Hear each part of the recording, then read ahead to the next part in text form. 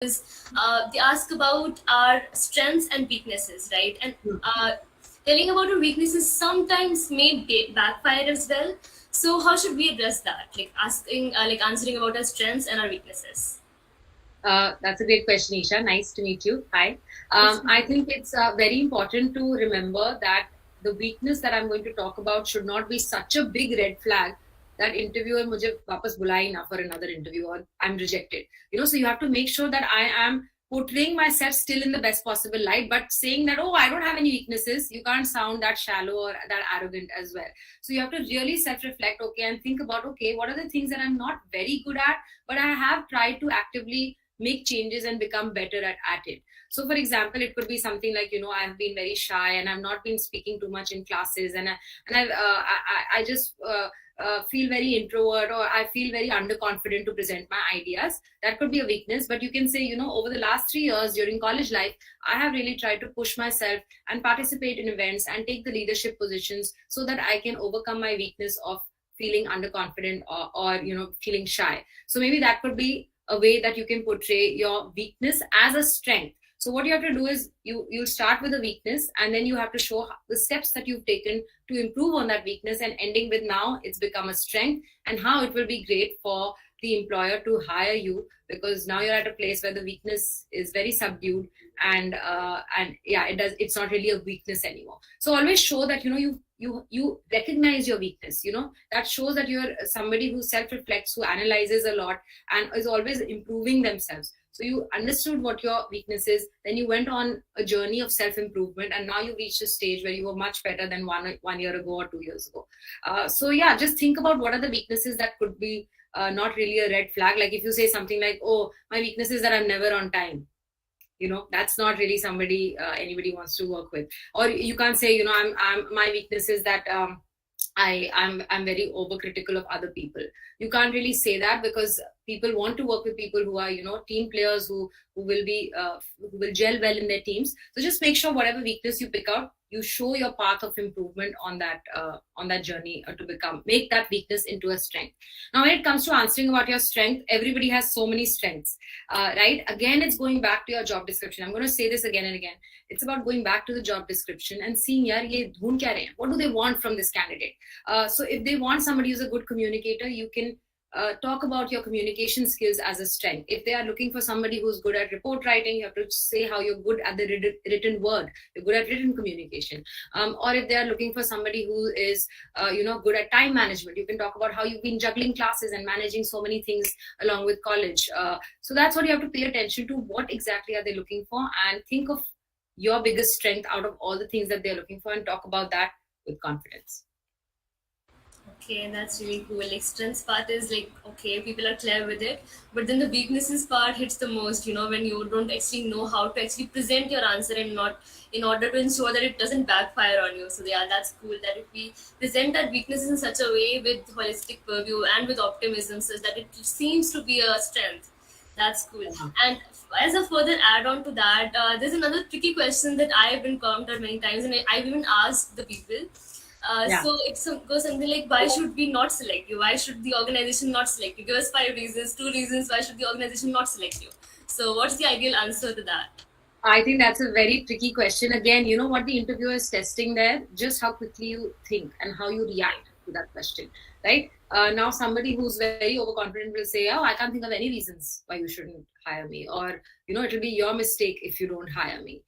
So not saying anything cocky like that, but literally just thinking, okay, maybe I'm not good at everything, and it's the truth. You can say something like, maybe a little bit about your weakness. So for example, if I was interviewing in a new city, I could say something like, I'm new to the city, so I'm still exploring and learning the ways of working over here. However, I'm a keen learner and I have a growth mindset and I love meeting new people. So I don't think that could be a very strong reason for you not to hire me. So just focus on maybe something that's not a 10 on 10, and then say, but if you do hire me, I'll be able to bring this to the table. Yeah, basically going the same way as the weaknesses, right? Yes, similar to that. Thank you for addressing that, Mehar. I've always had a struggle with this question, actually. So thank you for clarifying that doubt. Also, moving ahead, I have a question. Like, what voice tone should we use while responding to a question in an interview? Does using a flashy tone creates a positive impact on an interviewer? What do you mean by flashy tone? Like, should we like demonstrate our skills in a way that we are superior? See, we know how to Oh, do this. I have been doing this for so long. Something like that. yeah. I think it's finding the right balance between being confident and being overconfident. You can come across as somebody who's very overconfident if you talk too much about yourself with too much confidence as well. So it's about being humble about your accomplishments. The interviewer probably knows a little bit more about the organization because that's why they're sitting in that other seat. So you have to always remember that I come from a place of being humble and with humility. And I also have all these experiences and I also have all these achievements in my basket of goodies that I'm going to bring with me to the organization if you do end up selecting me. I think your tone should always be professional. It should always be confident. And the more you practice, interviews are a lot about how much work you do before the interview. And I think a lot of us go unprepared for the interview. Yeah, kar lenge. It's okay. We'll wing it. But I think it's all about how much research you do, how much you practice again and again. So just being confident, being professional, and communicating clearly. So I would say talk slowly and have enough pauses, listen very well as they're speaking, and ask them questions at the end. All right. Thank you so much for addressing that. Yeah, you rightly highlighted that a balance has to be struck between the lines blur between overconfidence and confidence, but we need to strike the right balance. And on a similar subject, does language and pronunciation also matter when we are answering a question, regardless of the skills we possess? Well, I think, Shreya, that depends on which organization you're interviewing at. I think for me as an employer now, it doesn't matter if you're speaking to me in Hindi or English, as long as you're communicating your ideas properly to me and you've got all the good that portfolio of work that you've done. Some organizations that are client facing may require you to communicate in English. So you have to, again, do that research beforehand. And just, for example, there could be an organization that you're interviewing at that has a lot of French clients and they need somebody to be fluent in French. So you have to do that research beforehand. Language mostly does not matter, but again, it depends where you're interviewing at. So if English is the first language of communication, you have to make sure that you're presenting yourself as a good, strong communicator in English. And yeah, what was the second part of your question? One was the language and the other was? I was asking that regardless of the skills we possess. No, I think skills. So I'll give you a very honest opinion, which is that your skills will matter until you get the interview, right? Because your capabilities, your qualifications, your certifications, ये सारी चीजें CV पे होती हैं. So once the CV has been passed and your interview is now tomorrow, they will not ask you so many technical questions as to they will judge you how well you fit in the team, whether you're a cultural fit, whether you communicate well, whether you're confident. All these things are also going to matter as much as your capabilities. So yes, skills are very important because it's going to get you the interview. But once you're in the interview, your non-verbal and verbal communication is going to matter a lot. That was a reality check. Thanks for the answer. So we're talking a lot about the organization and the research part. So I like to ask another question about that. So when we apply to an organization, the organization does expect that we have the insights and we have researched about the organization enough, right? We know about them and their entire company. So we do apply to a lot of companies, right? So how should we manage the research part, like researching about every company, and what should we actually research on? Like what part should we know about the company, and like what do they actually expect from us in terms of research and knowing about their company? Okay. So I think there are two types of research that you'll have to do. One will be before you make the application, right? So you'll have to see whether this organization is going to give me, whether it's in the industry of my choice, whether the pay grade makes sense for me, what kind of an opening is it. So that's a little bit of research you'll do before you apply.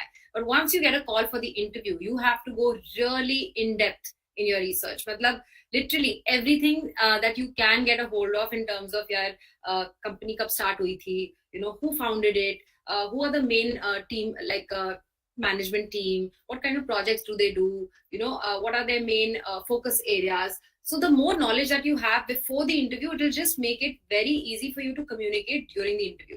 So I'll give you an example, Isha. I conducted an interview very recently for my organization, and they asked me what I did. So then that's like literally going out of oblivion. मतलब पता ही नहीं क्या हो रहा है. You're living under a rock. Why are you interviewing with a company that you don't know anything about? Now an interviewer वो 10 people को interview कर रहा होगा one position के लिए. Right? So you have to think, yaar, how do I make an everlasting impression on this person, on this interviewer, so that out of 10 people, I can stand out. So that's how you have to, go back and think, okay, maybe I should know a little bit about who is interviewing me, researching on them, on their LinkedIn profile, if you know their name, researching a little bit about the department you will be a part of, what projects they do, how they have been doing well or they've not been doing well. So for example, like I also conducted a very good interview about with somebody, and they knew my entire career history. They also asked me, they also noticed the problems that are happening on my platform, and they said, I can help you with this. I can see you're struggling with this. So it just shows that this person has done their homework and done their research, and they are genuinely interested in working with me. So that's how the interviewer will feel. If you're interviewing at a KPMG, at a Deloitte, or whatever big companies also, you should know their values. You should know the kind of sectors they're in. You should know, maybe reach out to a few people who work there and ask them about their experience, so that you are better prepared when you go and answer those questions. Yeah, it's basically the interview is able to resonate with the interviewee, and there's a connect that's maintained, right?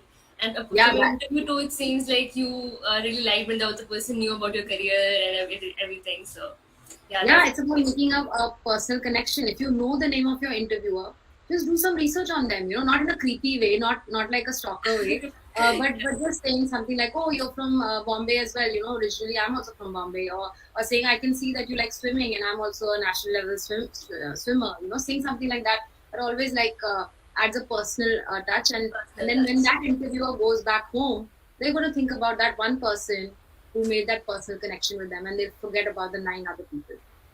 Yeah, so initially, basically, it's about firstly answering ourselves, like, is this company suitable for me? Researching about the company for us initially, and then we get the call for the interview. So then researching about the company and their department and the interviewer and stuff. Okay, that's really like. And while you're doing your preliminary research before the application, jo companies achhi nahi lagi, please don't make an application there. Why waste time to make these 100 applications when you're not even interested in working at those 90% of those, right? So just make good applications. I would always say quality over quantity. So lesser applications, but stronger ones, where you really actually want to work, makes more sense. Right. So there's another question in the chat box. I'd like to just ask you that as well. So Sneha is asking that what kind of questions should we ask in the end of the interview? Like, people do ask us, right? Any questions for us? So we be like, okay, no, it's fine. What should our reply be? I would say never say no, it's fine. I don't have any questions. That just shows that you're not interested. Yeah. So always do some research. Again, it goes back. You can ask them general questions like, how long have you been working here? How's your experience been so far with this organization? What excites you the most about being a part of this organization? Can you describe the culture of the company to me? I'm from this background. How do you think I could excel at this position, at this role? So just like general questions about the organization and the experience so far. Or you can even ask, what do you think is the biggest challenge for this industry in the next 5 years? How do you think me as a new person in the team could help you deal with that challenge? So just like very like intuitive questions always works well.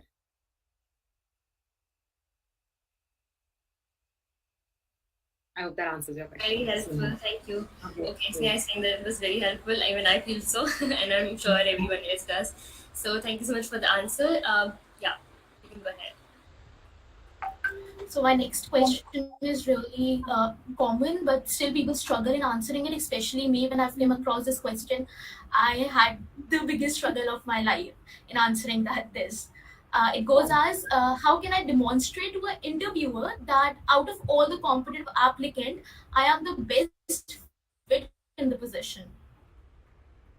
Yeah, so I think we talked a little bit about that already, but it's literally, that a little bit of personal touch, knowing your work, knowing what you've done, knowing what they are looking for, and then finding that a little bit of human connection during an interview. Like if they say, okay, why are you applying for this job at a bank? If you say, oh, I love numbers, that's a very generic, boring answer. But if somebody goes in and answers it and says, my grandfather used to work at a bank, and I always loved how he used to deal with his clients, and it's always been fascinating to me how banks do so many things. And talking about that particular bank in particular can really show that you care more about just numbers. You care about being associated with that one particular bank. So just like sharing a story, stories really are a bridge for human connection. And that's what I would really say, like share a story and share your personal experience, and yeah, that really show to the employer that you really want this job. And I think that's how you can stand out. This was the new thing which I've heard today. I mean, I have searched whole Google and I never came across this answer. So thank you so much for that.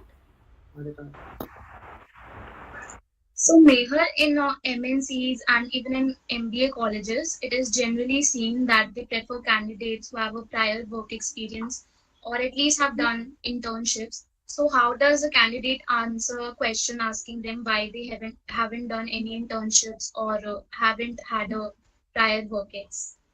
Okay, that's a good question, Shreya. And I will tell you one thing: if you are sitting in an interview, right? If you're sitting in an interview, they have already seen your CV. They already know you don't have work experience. They already know you've not done internships, right? So you have to remember that they have selected you for an interview in spite of that. So what happens is that a lot of people think that, oh God, I don't have any work ex. Oh my God, I have an interview. But you have to remember they've already passed your CV for it to be good enough to you be sitting in a room with them, to be interviewing with them. Right, so don't feel so afraid and don't feel so underconfident that I don't have work experience. I think you have to be aware that you, in spite of that, you're sitting in that room. So focus on your strengths again. Like go back to the things that you've done. And if the question is that why haven't you done any internships, then you can talk about other stuff that you were doing. Maybe you were volunteering. Maybe you had a leadership position at college. Maybe you had some personal problems going on. Whatever it is. Just talk about that with confidence. I want to tell you that you're already in the interview room. They've already seen your CV. So they already know. I want to say that freshers always think that the interviewer expects them to know everything. They don't. They are just looking for energy, enthusiasm, and motivation to join their organization. As a fresher, you're not expected to have all the knowledge in the world. If they needed somebody with that kind of expertise, they would hire somebody who's more experienced. Right? They would hire somebody with 2-3 years of experience. They're hiring a fresher because they need young blood and they need that young spirit and energy and enthusiasm in their team. So that's what you have to showcase. You have to show that you're motivated. You have to show that you're energetic. You have to show that you're really excited to be a part of their organization and you have that passion to learn and grow. So you can say, I may not have experience, but I've done these things that show that I have the leadership positions, or I've taken these extra courses along with my college so that I would be able to be a part of the organization. So just like highlighting and focusing again on your strengths, focus on what you have and not on the lack of what you don't have. Thank you. Your answer really took a lot of stress off our heads. Yeah, actually this experience part is like confusing most of the people, like whether we should have experience or should we be scared if we don't have experience. So yeah, that's good.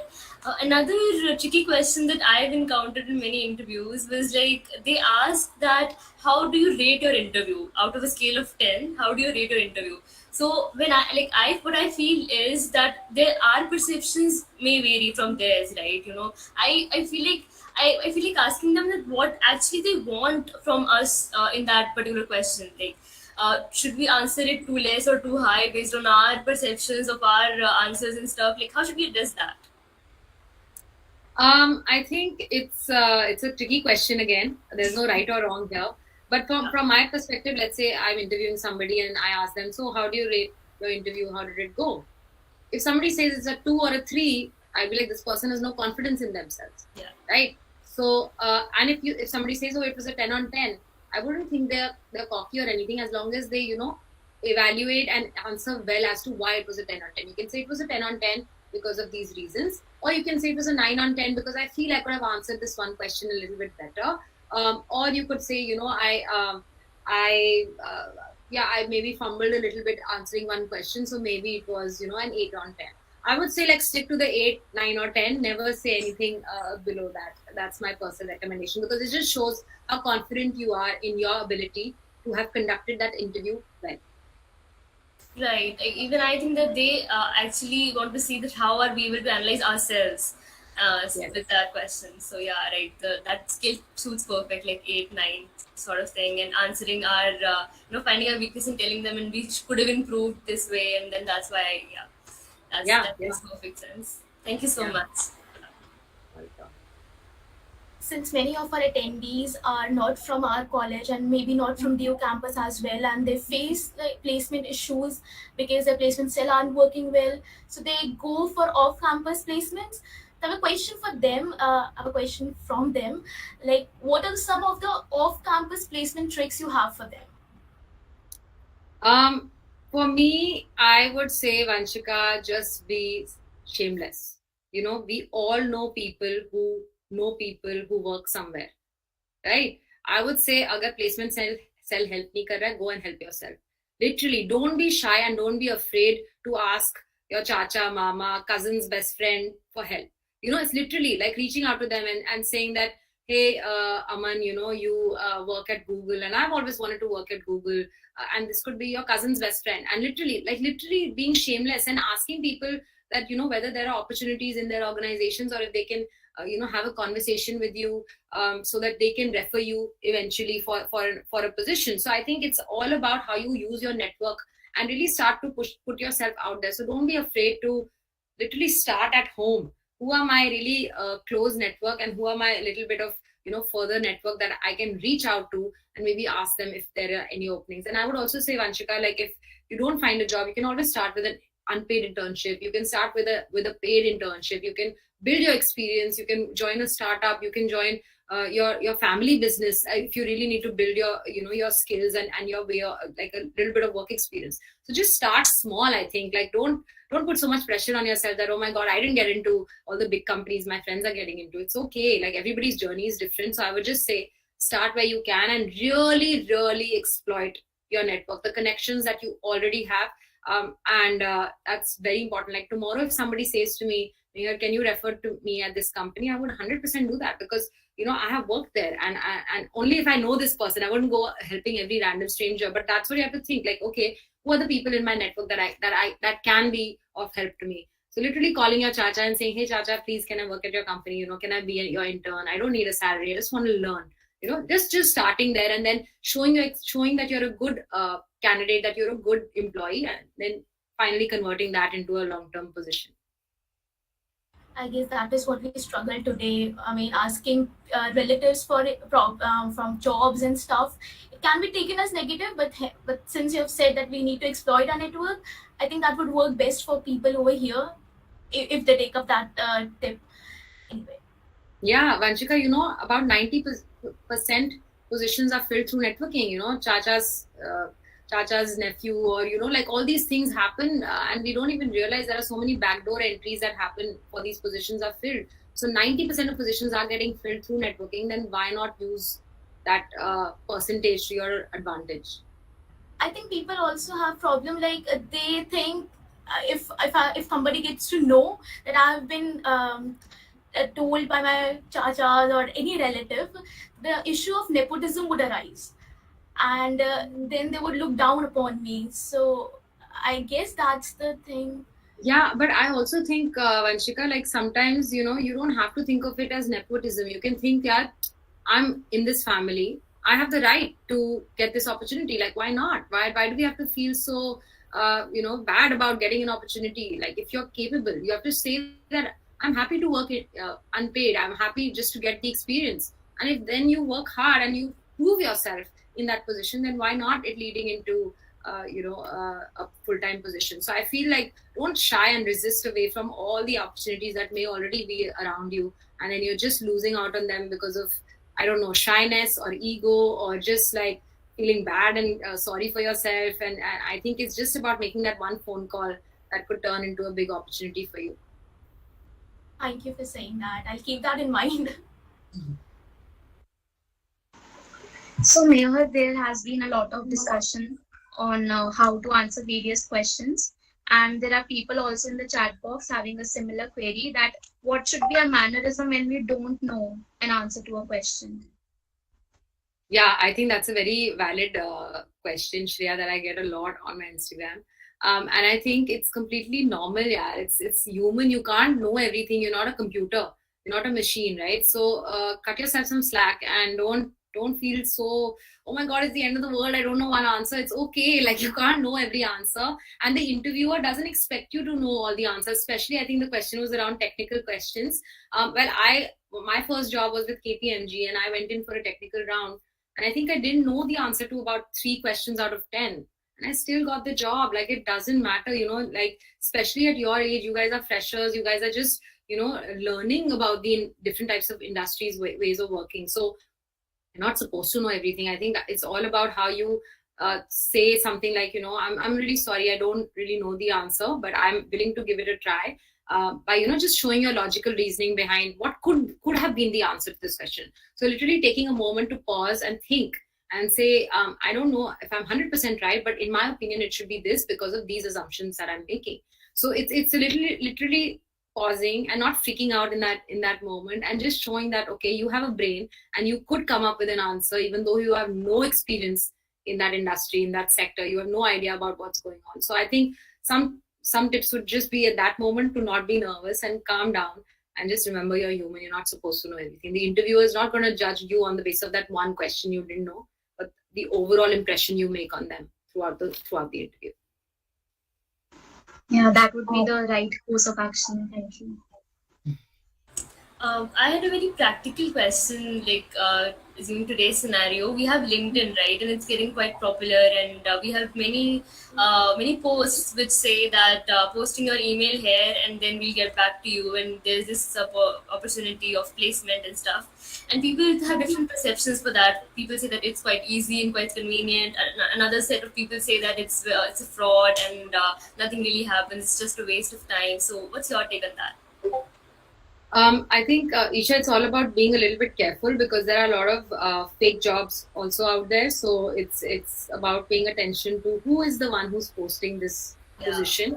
So doing your research about the person, looking at their profile, their organization a little bit, and then seeing whether you want to work there or not again, right? I think LinkedIn is very popular. It's become the new Facebook. So now is the time to actually exploit LinkedIn. So if any of you don't have an account, please make it and also be a little bit more active on it so that employers can find you as well, right? You have to be Googleable.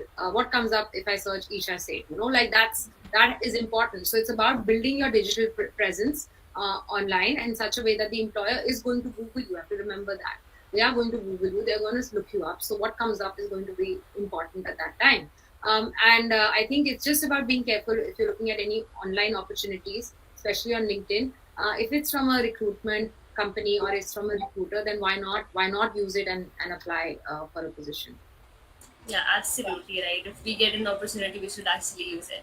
So there's another question associated with LinkedIn itself. So we do have like connections thing, the connections feature in LinkedIn, right? If we connect to people and HR managers and people do stuff like this, that they send an email to them, asking the HR manager for employment and mailing them their skill set and everything. So is that a good idea, and should we proceed like that?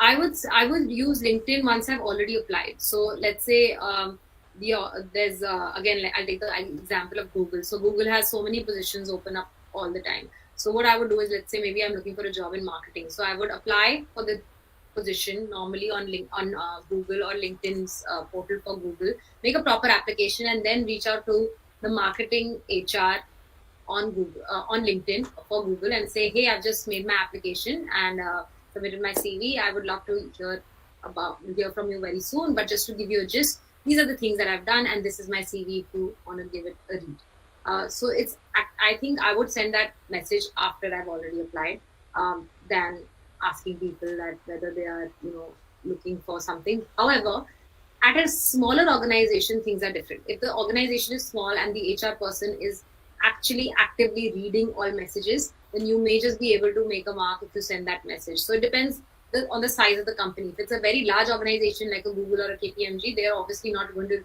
read all messages. But yes, once you've already applied, they may look at your message on LinkedIn. But if it's a small organization, the backdoor entry, which is sending a one-on-one message, really, really works. Right, absolutely right. So we're running out of time, so let's just take questions from the chat box. This one person is asking, could you please tell 5 important things to keep in mind for a virtual interview, other than the basic ones such as camera settings, internet speed, yeah, technicalities do exist. So Yeah. I think all those things. I would say if you're giving any professional interview, please always join from your laptop and not from your phone. It just shows that you're properly sitting in a space which is actually very like your desk, or it shows that you're professional. Number one is that. Number two is that I think always make sure there's no disturbance around you, not too much noise, enough light for them to be able to see your face. It's important. I once conducted an interview where the lady did not have any light in the room, so I couldn't really see her face. So I think that could really work against you. And of course, internet speed, you have to check it beforehand. Make sure you just like the background is clean and neat. You don't have people roaming around at the back. That's important. So if you want to add a virtual background, as you guys have, you can do that as well.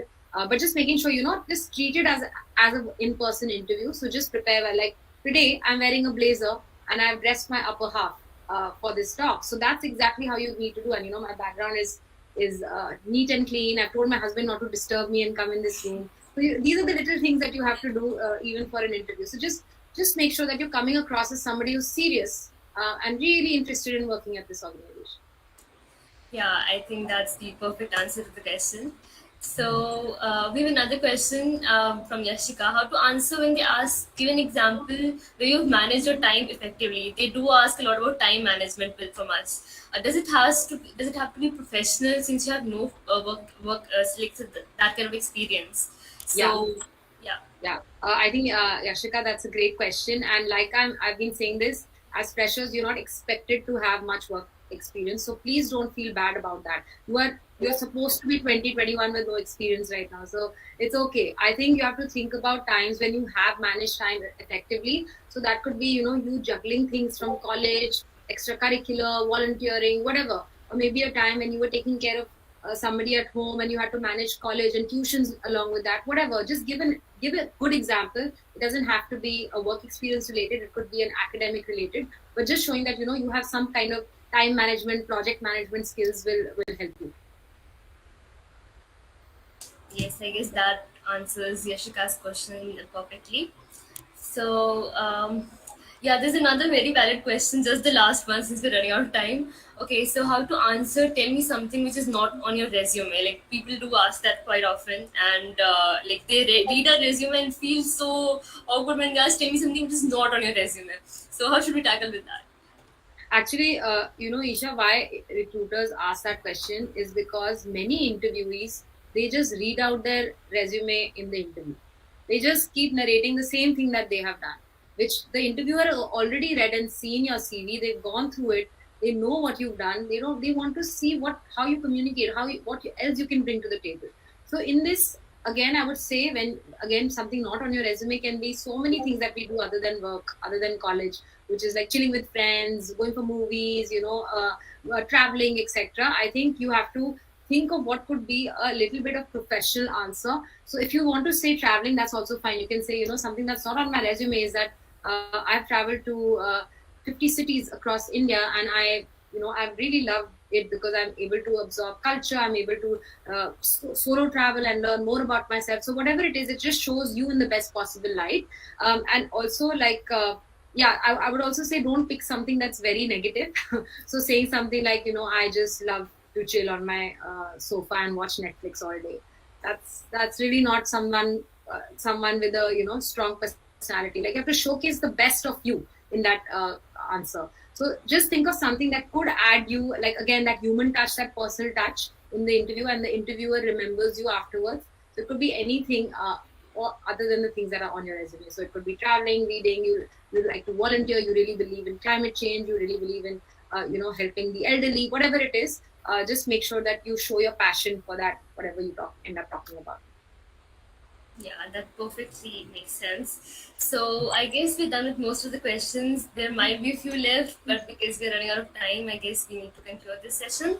So first of all, I'd like to really thank you a lot, Mehar, for giving out your precious time and taking out your time from your like entire busy schedule for us. And it was such an enlightening session, and we are gratified to have you here. I'm sure the tips and tricks that you shared are gonna help us all in our interviews and even the career as well. Because like since we've learned a lot in this like entire 45 minutes that we spent with you, so I guess it was a really productive session for everyone present here. And I'd like to thank our audience as well for being so patient and interacting with Mehar as well.